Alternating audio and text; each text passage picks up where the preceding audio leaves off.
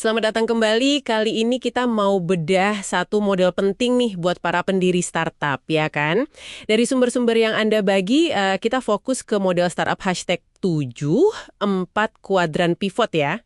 Betul sekali. Anda pasti sering banget denger itu loh nasihat, gagal cepat, pivot cepat. Tapi beneran sesimpel itu ya prakteknya? Nah, ini dia. Pivot itu memang bagian dari hidup startup ya. Cuma nasihat cepat-cepat itu kalau nggak hati-hati bisa jadi bumerang. Makanya model 4 kuadran ini bagus banget. Dari materi Anda kelihatan ini bantu kita petakan jenis pivotnya apa dan kapan sebaiknya diambil. Jadi bukan asal panik gitu. Oke, siap. Mari kita telusuri lebih dalam. Biar Anda semua bisa lebih, strategis lah kalau harus belok arah sama startupnya. Nah, model ini kan pakai semacam peta gitu ya. Ada 2 sumbu. Iya, betul. Visualisasinya membantu banget sih ini. Jadi bayangkan ada sumbu datar, itu buat produk atau teknologi. Mau tetap pakai yang lama atau bikin yang baru. Terus ada sumbu tegak, itu buat pasar.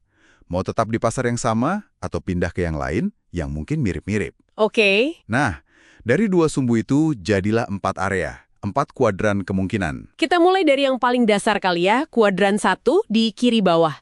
Itu kan berarti produk saat ini di pasar saat ini. Titik start kita lah ya. Tepat, itu posisi awal biasanya. Lalu, kalau kita geser ke atas, itu kuadran 2, kiri atas.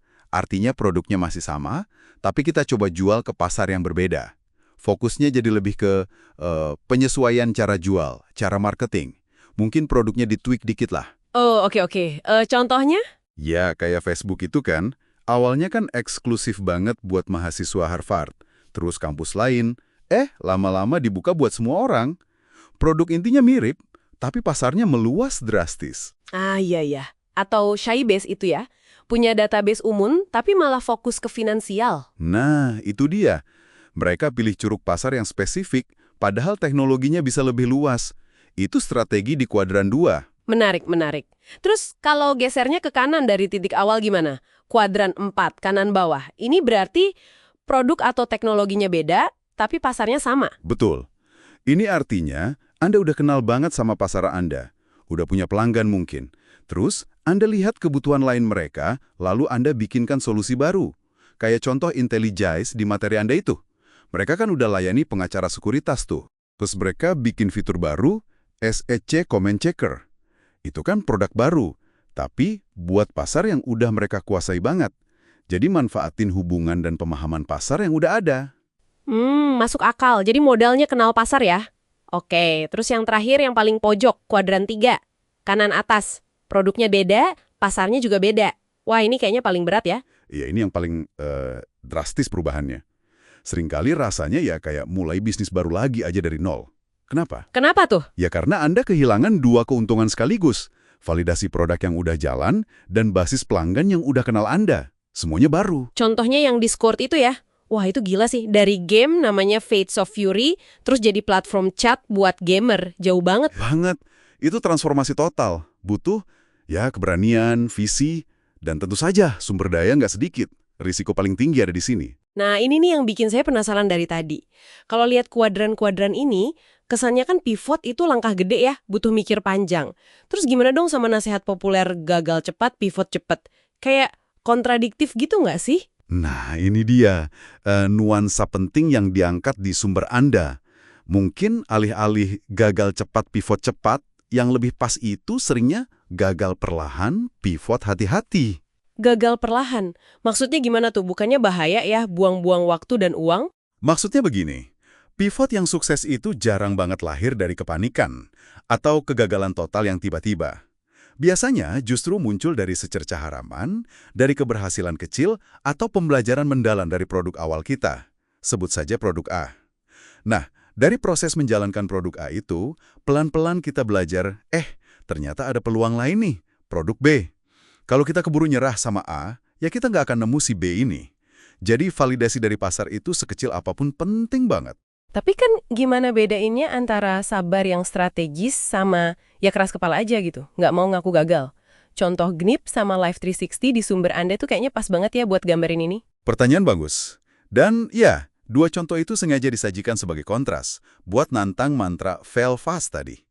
Gnip itu contoh pivot yang sukses ke kuadran 4. Tapi suksesnya itu setelah mereka setahun penuh gagal jual ide awal mereka. Gagalnya gimana tuh? Mereka awalnya mau jual API, semacam jembatan data gitu, ke jejaring sosial. Nggak laku. Tapi, dari kegagalan setahun itu, mereka belajar banyak. Akhirnya mereka sadar, oh, API data sosial ini justru dibutuhin sama perusahaan lain, bukan jejaring sosialnya. Jadi mereka pivot, jual ke pasar korporat. Mereka belajar dari gagalnya itu. Oke, jadi belajar dari proses gagalnya itu ya. Terus Life 360 kebalikannya. Betul, Life 360 itu justru nggak pivot dari ide awal mereka. Aplikasi keamanan buat keluarga. Padahal awalnya sepi banget penggunanya. Tapi mereka tahan, mereka sabar, mereka yakin banget pasar ini bakal tumbuh seiring makin banyaknya orang pakai smartphone. Dan ternyata beneran kejadian. Iya, taruhan mereka terbayar. Jadi, lihat kan, yang satu sukses karena belajar dari kegagalan, terus pivot. Yang satu lagi sukses karena sabar nunggu pasar matang, nggak pivot. Ini nunjukin kalau konteks itu penting banget. Kapan dan bagaimana pivot itu jauh lebih krusial daripada sekedar cepat atau lambat. Oke, paham sekarang. Jadi intinya buat Anda yang lagi bangun startup nih, pivot itu bukan sekedar tombol darurat kalau lagi susah. Tepat sekali. Pivot itu keputusan strategis, harus didasari pemahaman yang dalam. Apa sih yang jalan dan nggak jalan dari produk kita sekarang? Pasar maunya apa? Dinamikanya gimana? Dan seringkali, yaitu tadi, butuh kesabaran buat terus belajar, terus uji coba di lapangan. Bukan reaksi impulsif karena panik. Kuncinya di keseimbangan sih. Fokus sama yang dikerjain, tapi mata tetap awas lihat peluang lain yang mungkin muncul di sekitar situ. Oke, sebagai penutup nih, mungkin ada satu pemikiran yang bisa Anda bawa pulang. Gimana kalau kita geser fokusnya sedikit?